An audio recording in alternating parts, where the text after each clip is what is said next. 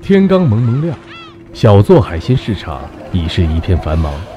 邱素珠熟练地将海产品分门别类摆上摊位。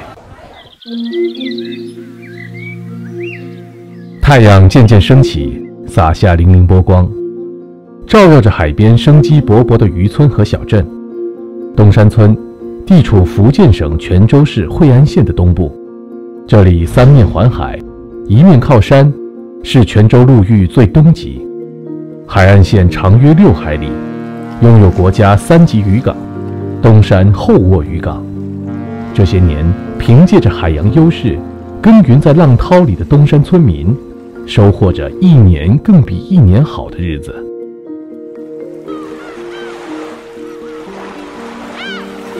夏日的阳光让东山村显得格外鲜艳，一条条石板路串起海边人家风里来浪里去的岁岁年年。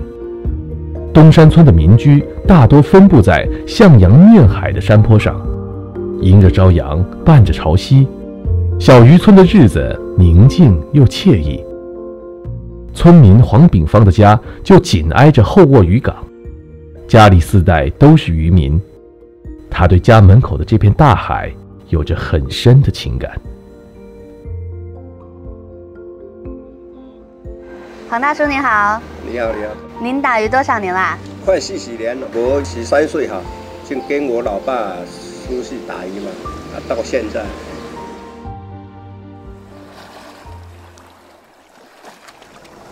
靠海吃海是东山村人自古以来的生存方式。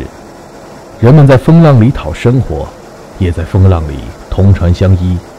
船来船往的码头上，一大早便可见黄炳芳和女婿万木锦忙碌的身影。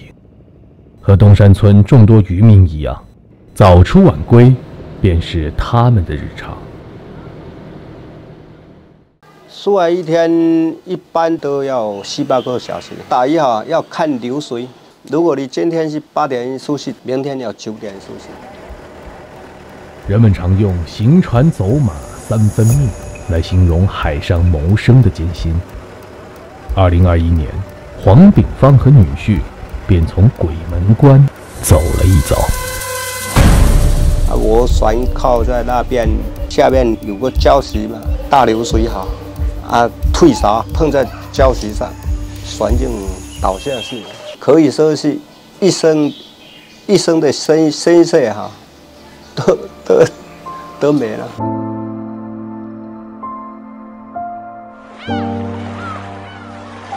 突如其来的变故让黄炳芳遭受了巨大的损失。幸好一位好朋友向黄炳芳伸出了援手。这艘小船哈是湄洲岛的朋友，这条小船是他的。我爸也是有了这条小船之后，就感觉有了新的奔头。当生活遭遇大风大浪，无价的情谊便是人们挡风遮雨的一片天。我们能感受到，当地人有一种不服输的血性。像我们靠海的人哈，我们就是那种敢拼、敢去搏，也敢于承担这样一个结果。我们这边有一句话是说，就那苏朗捞虾。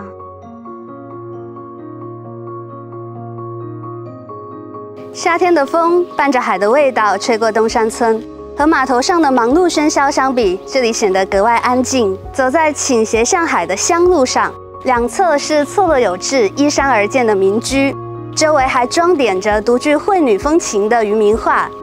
东山人在海上搏击风浪，在山坡上建造房屋，这里是他们世代守护的家园，也是他们不断闯荡海洋时出发的起点。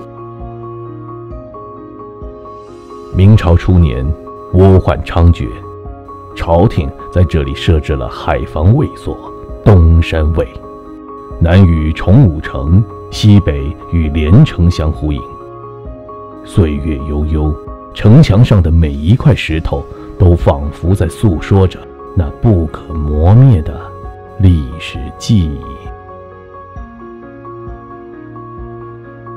昔日的小渔村如今成了声名远扬的网红打卡地，信步踏浪的海鸥拍打着翅膀，巨型风车透过高空呼呼作响，似乎是在迎接前来打卡的游客。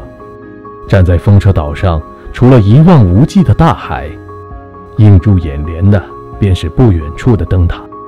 他平静地守望着海洋，为出海作业的渔民指明了家的方向，也为这条国际航道上往来船舶照亮了前行的道路。潮起潮落，大海无私馈赠。从传统的海上捕捞到发展旅游经济、观光海钓，对于东山村人而言，这条耕海牧渔之路不仅是一条产业振兴路，更是一条心灵归乡路。老渔村承载着历史，新渔村代表着发展。在古宅深巷中，倾听海边人家的故事，在台海之畔，感受潮汐涌动的力量。这片海收获着幸福，也孕育着希望。